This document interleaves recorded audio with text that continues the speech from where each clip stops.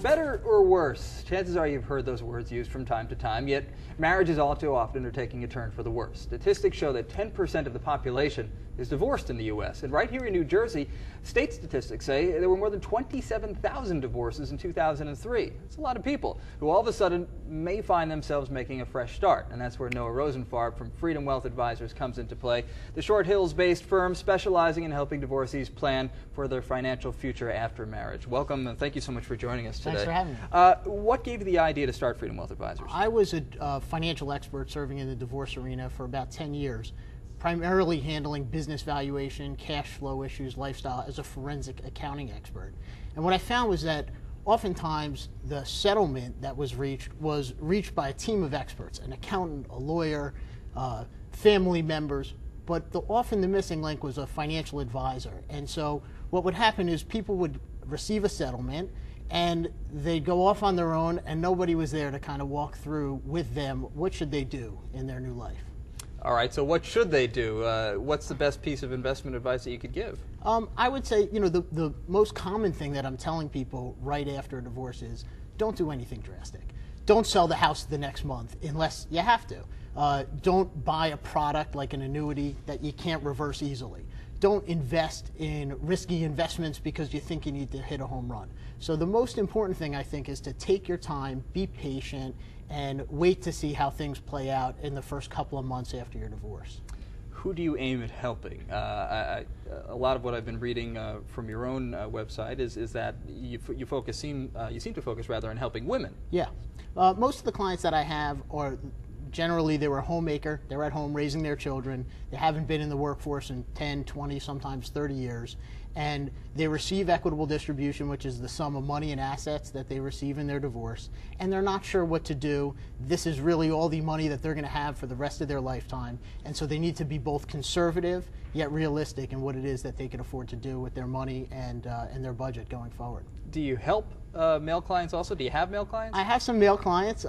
Some of the male clients are actually retirees. What my profile of a client that I typically deal with is someone that has a significant amount of assets that this is it for them. They've retired, they've sold their business, they've received equitable distribution in their divorce, and so it's really focused on conservative investments, making the money last a lifetime, and creating income from those assets. Certainly there's no shortage of financial planners and financial advisors out there. So how would you say that you differ from any other financial planning firm? I'd say the most significant difference is that my firm and me specifically, we've had this experience in the divorce arena. I know the majority of the divorce attorneys in the state of New Jersey. I understand property settlement agreements. I understand case information statements. I understand the reports that are exchanged during divorce, motions that are filed. And so since I'm well equipped in that particular arena, I'm able to help during the litigation and then make a smooth transition afterwards. We were talking about settlements. Money is always a contentious issue in any divorce.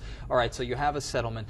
Then what? What's the first step for somebody? Well, do you find that people just don't know what to do with what they have? Most people don't know what to do with what they have, irrespective of how much money they do have. Oftentimes you find that those wealthier families that perhaps maybe their investment decisions won't have a direct impact on how they live the first few months after their divorce, they're oftentimes the most confused because there's a wide array of options. The flip side of that is in families where a divorce really wipes them out. Maybe they didn't have too much to begin with, and by the time they get done paying their attorney's fees and dealing with the emotional issues, there's really nothing left and they have to rebuild their whole life. So I'd say the first thing that most people should do is try and sit down, talk to somebody that knows finance, perhaps get some education. I actually run seminars for divorcing women. I have one upcoming on May 23rd and one on June 6th, and if the viewer would visit my website, they could find out more information about that. What's the most common mistake that you see divorcees make?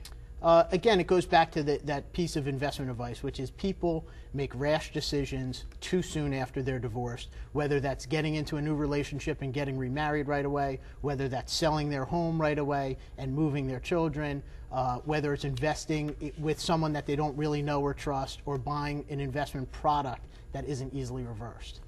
Is the first step more of a psychological step after a divorce is finalized? Is it more psychological, or would you say it's more that financial first step?